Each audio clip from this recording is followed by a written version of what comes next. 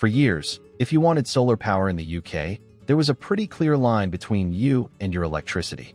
You needed solar panels installed as part of a proper electrical system, with the equipment connected to your home's wiring and the necessary safety and grid requirements taken care of. But that is about to change. From August 27, 2026, the UK is opening the door to something that has already become familiar in parts of Europe: plug-in solar. The idea is almost ridiculously simple. You have one or two solar panels. The panels generate electricity, and instead of installing a traditional rooftop solar system, the electricity can be fed into your home through a standard wall socket using a compliant plug-in solar kit. No major rooftop installation, no completely new electrical circuit, and potentially no electrician needed for every installation. The UK government's new rules create a legal framework for these systems, officially referred to as plug-in microgenerators, with an 800-watt output limit and strict product safety requirements. The rules also allow solar panels with a combined capacity of up to 2,000 watts, provided the inverter limits the electricity exported into the home to the permitted level. And this is where the story gets interesting. Because if you can already buy solar panels and connect them to your home, you might be wondering, why did the UK need a new law to let people plug solar panels into a socket? The answer goes back to a problem that seems obvious once you think about it.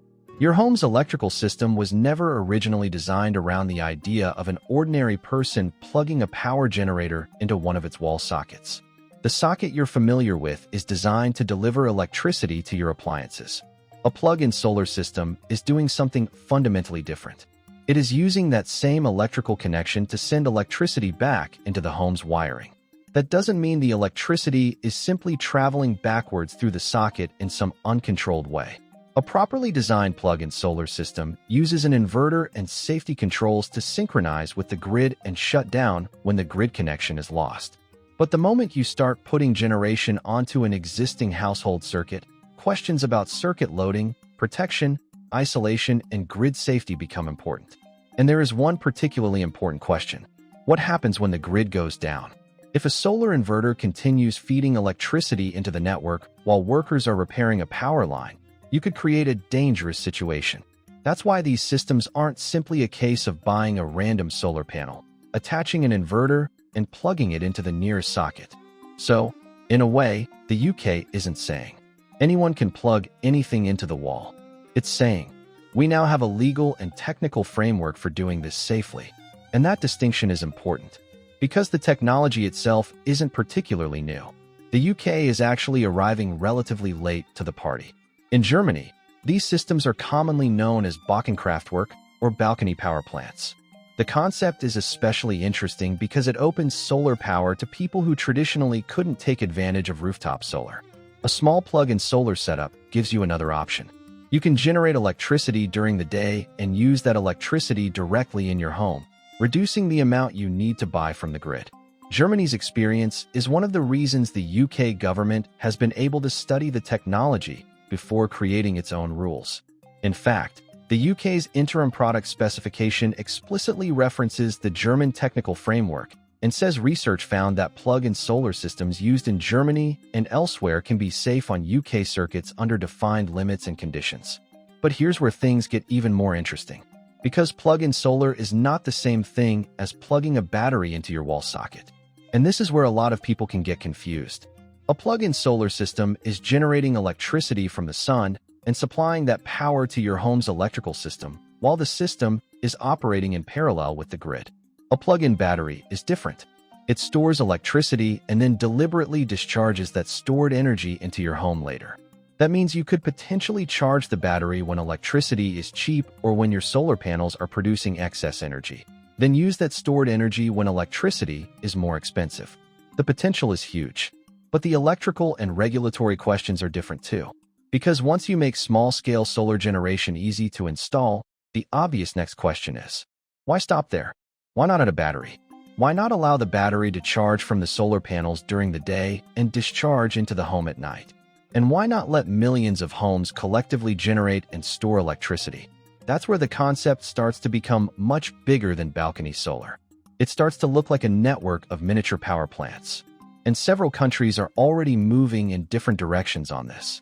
Germany has been at the forefront of plug and balcony solar, while France has also developed a framework for small plug and photovoltaic systems. Meanwhile, the United States is still dealing with a much more fragmented regulatory landscape.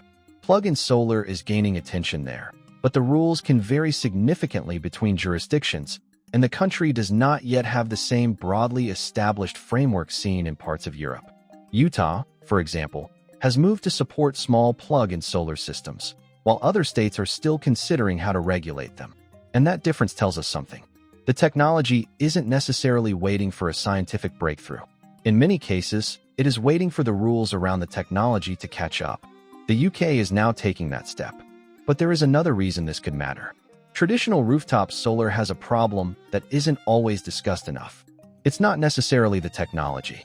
It's access. You need to own the property, have a suitable roof, find an installer, navigate permissions and regulations, and pay for a system that can cost thousands. Plug-in solar attacks that problem from the opposite direction.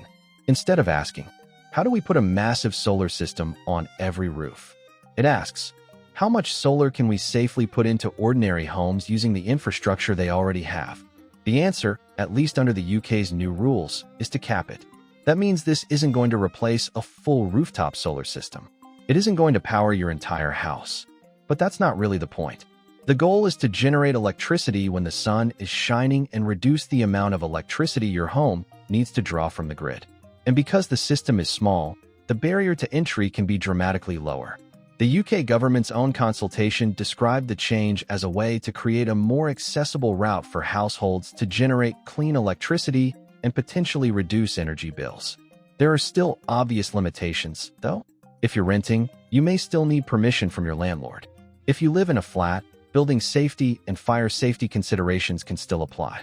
And the new rules don't mean every solar panel and inverter combination on the market automatically becomes legal. The equipment itself needs to meet the required specifications. So this isn't the end of regulation. It's actually the beginning of a new category of regulation. And that could be the most interesting part of this entire story.